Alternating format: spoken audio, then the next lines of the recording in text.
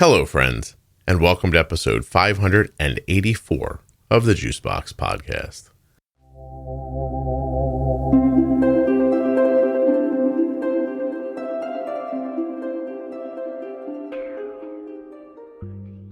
Today I have a brief diabetes variables episode for you with me and Jenny Smith. I'll be getting to it in just a few moments. Before I start, please let me remind you that nothing you hear on the Juicebox Podcast should be considered advice, medical or otherwise. Always consult a physician before making any changes to your healthcare plan or becoming bold with insulin. If I'm remembering correctly, there's 3 more variables episodes left, and then they're done. Took all year, but I thought it was a really good idea, and I hope you enjoyed it. For today, I have one for you that is very real and yet may be misunderstood by some people. My friend Jenny Smith has had type 1 diabetes since she was a child for over 30 years. Jenny holds a bachelor's degree in human nutrition and biology from the University of Wisconsin. She is a registered and licensed dietitian, a certified diabetes educator, and a certified trainer on most makes and models of insulin pumps and continuous glucose monitors. I don't usually put so much effort into timing the episodes, but this one's for Black Friday.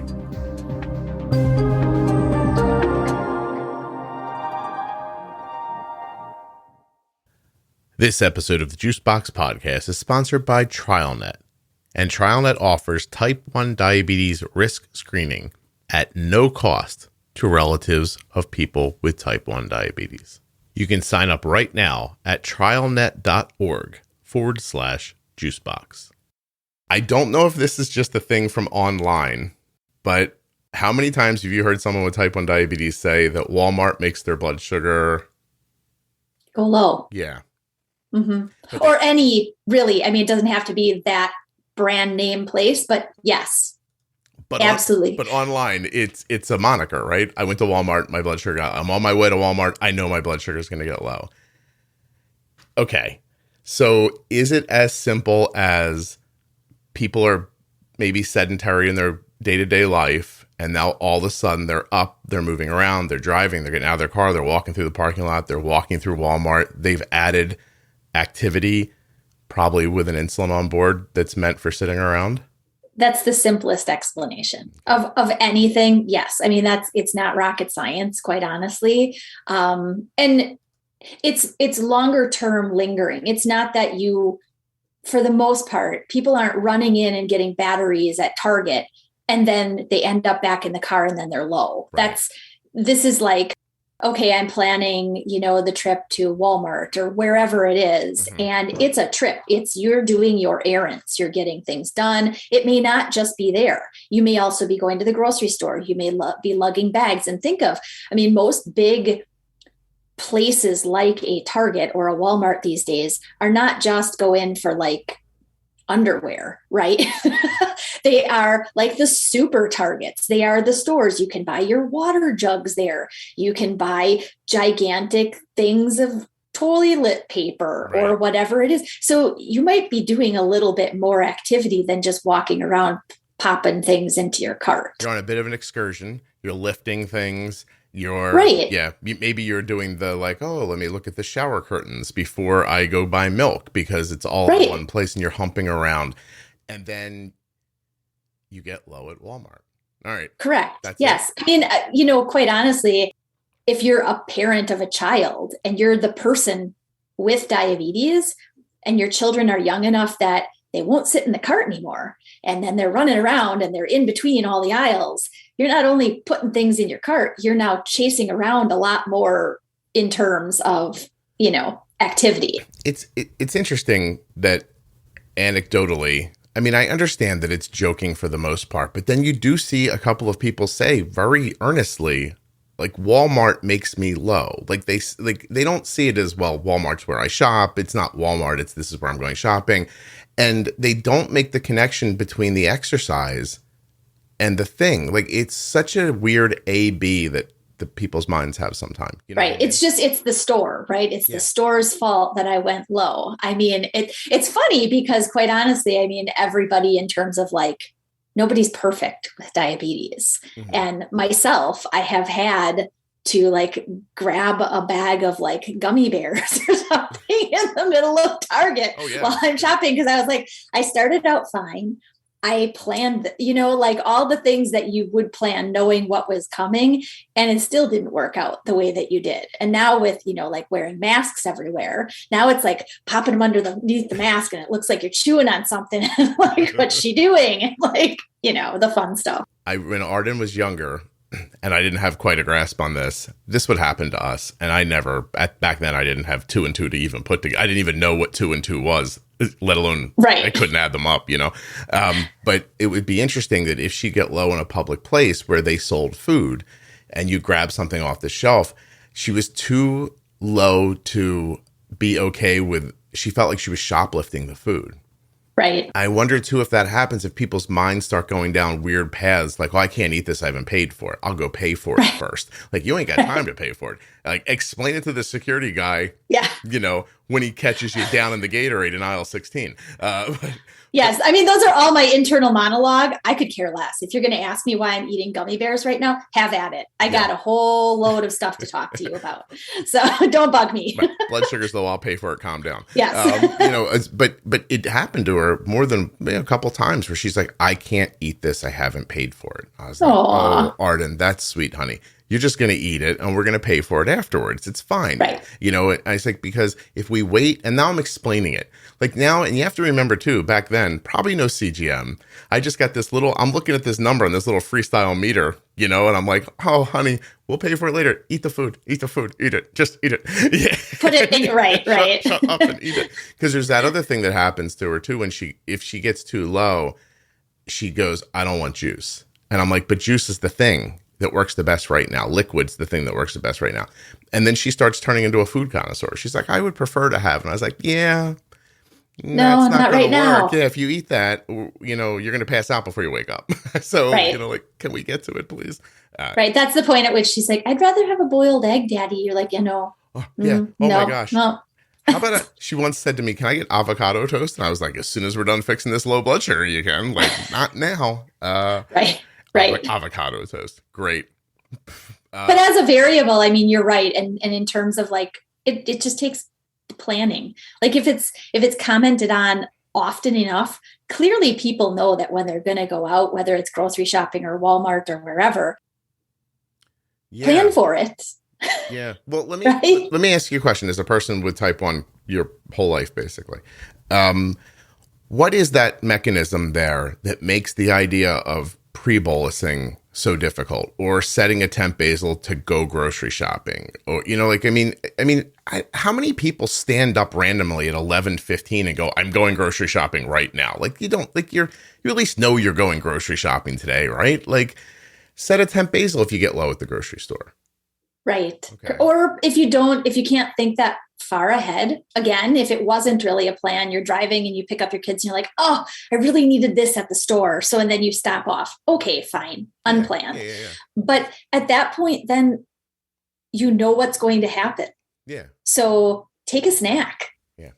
Have some sort of like stabilizing snack before you leave or something. Right. Yeah. I actually, it's funny you said that, like that, because what I was thinking was, it's somebody recently, I asked what episodes of the podcast are really helpful. And she said, trust the trust episode. It's called Trust What You Know Is Going to Happen is going to happen. And that's what I thought about. Like, I mean, how many times do you have to get low at Walmart before you go, I got to do something about this? Right. I'm going to Walmart. It can't possibly be Walmart's fault. Right. Or maybe plan your Walmart trips around the fact that when you're high, I have to go out the door. My blood sugar's high. I'm going to Walmart. Yeah, you see your blood sugar 180 diagonal up. You know what? It's time to go grocery shopping. That's right. There you go.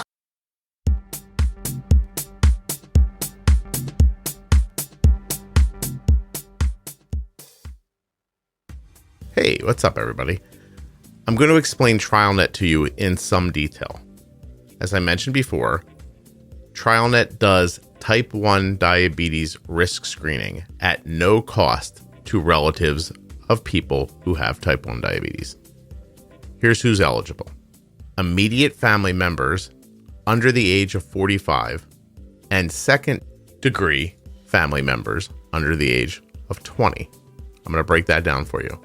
If you're between 2.5 and 45 years old, and you have a parent, brother, sister, or child with type 1, you are eligible for TrialNet.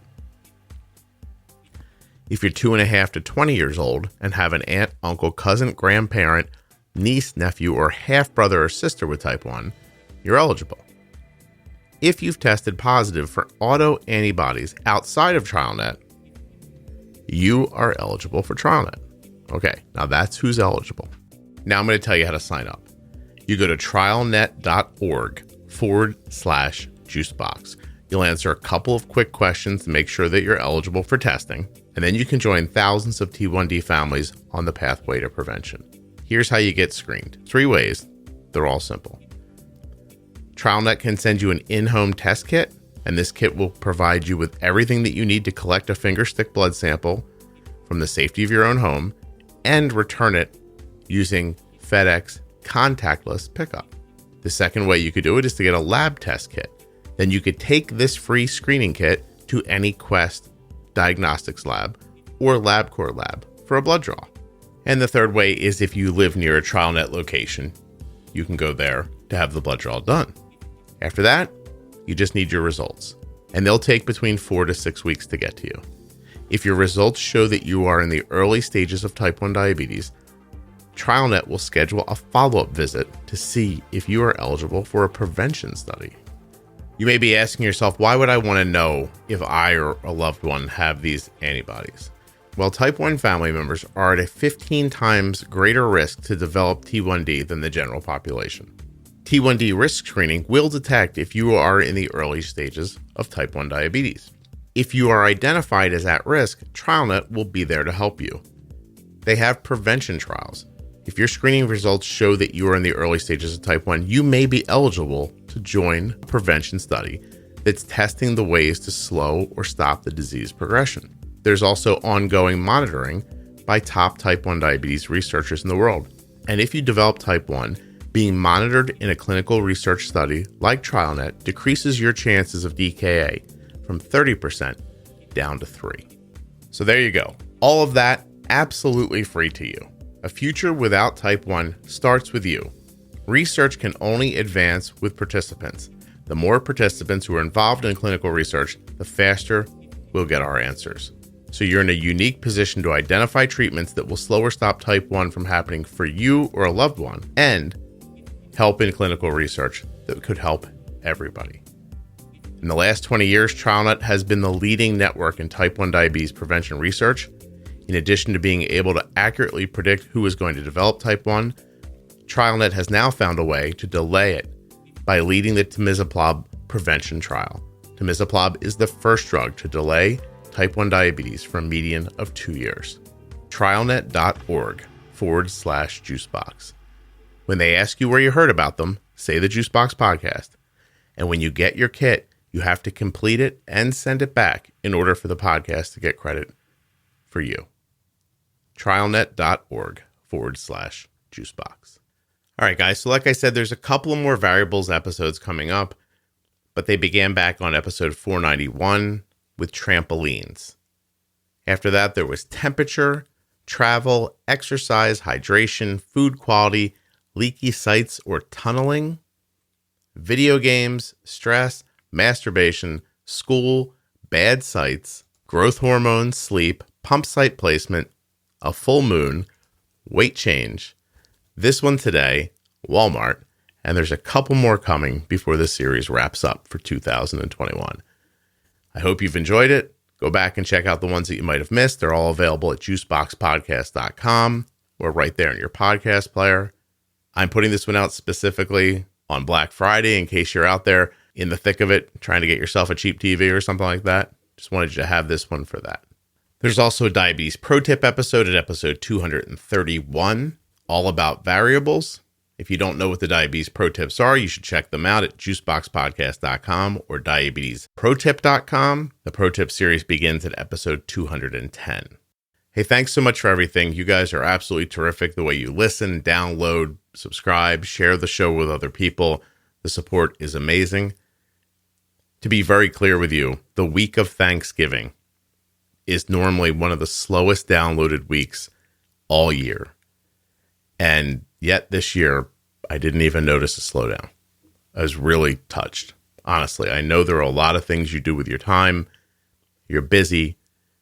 You could be doing anything, listening to anything. And the fact that there was no downturn this week, I mean, it really blew my mind. I really appreciate it.